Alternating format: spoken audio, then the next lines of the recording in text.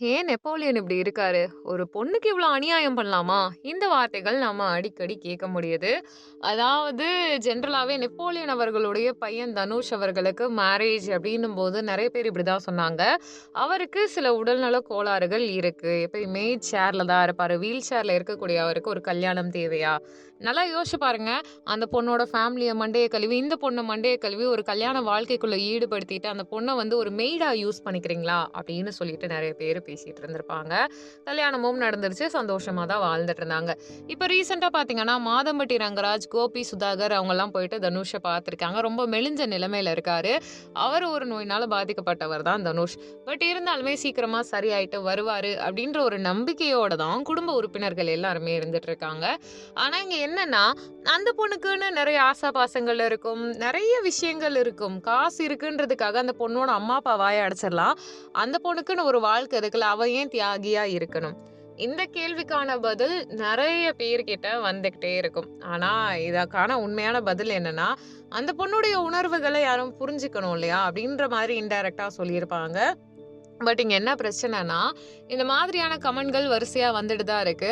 அப்போ நெப்போலியன் அவர்கள் ஒரு போஸ்ட் போட்டிருப்பாரு ரீசென்ட்டா, "என்னோட குலசாமி வந்துருச்சு" அப்படின்ட்டுன்னு. அதாவது அவங்க வீட்டு மருமகளான அக்ஷயா வெளியில போயிருந்ததாவும், வேலை நிமித்தமா அவங்களுடைய அந்த பாஸ்போர்ட், விசா இஷ்யூஸ்லாம் நடந்துட்டு இருந்துச்சு. அத சரி பண்றதுக்காக போயிருந்திருக்காங்க. கடைசியா ஒரு வழியா எல்லா இஷ்யூவும் முடிஞ்சு, இப்போ மறுபடியும் வந்துட்டாங்க போல. ஸோ இதனால என்ன ஆயிடுச்சு அப்படின்னு பார்த்தீங்கன்னா, நெறைய பேரு இதுதான் நடக்கும்னு தெரியும். அந்த பொண்ணு வீட்ட விட்டு போயிட்டா போல அப்டின்லாம் பேசிட்டு இருந்தாங்க. இல்ல, இல்ல என் குலசாமி வந்துருச்சுன்னு சொல்லிட்டு, ஒரு பாசமான மகள வீட்டுக்கு கூப்பிடுற அப்பா மாதிரி நெப்போலியன் ஒரு விழாவே எடுத்து பண்ணிட்டு இருந்திருக்காரு. அது மட்டும் இல்லாம நெறைய பேர் இதுக்கும் கமெண்ட் எல்லாம் சொல்ல, அந்த பொண்ணு வெல்த்தியான ஃபேமிலிய எதிர்பார்க்கிறா. காசு தான் முக்கியம். எங்கள மாதிரி ஹெல்த்தான பசங்களெல்லாம் உங்களுக்குலாம் பிடிக்காதுன்னு, சம்மந்தமே இல்லாம சகட்டு மேனிக்கு வாய்க்கு வந்த வார்த்தைகள் எல்லாத்தையும் தராதரமே பார்க்காம பேசிட்டு இருந்திருப்பாங்க. ஸோ அதுக்கு ரிப்ளை பண்ற விதமா, எங்களுடைய குடும்பம், எங்க வீட்டுக்கு வந்த மருமகள், உங்களோட வேலைய நீங்க பாருங்க. அடுத்தவர்களுடைய சூழ்நிலை என்ன?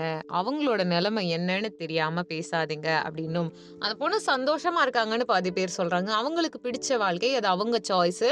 ஏன்னா யார் கூட யார் வாழணும், அவங்களுக்கு என்ன வேணும்ன்றத நம்ம சொல்ற இடத்துல இல்லன்னு சிலரும், இல்ல அந்த பொண்ணு வெல்த்தியான வீட்ட பார்த்து விழுந்துட்டா, அதுக்கு மேல என்ன வேணும்? காசு இருந்தா போதும் தானன்னு சிலரும் சொல்லிட்டு இருக்காங்க.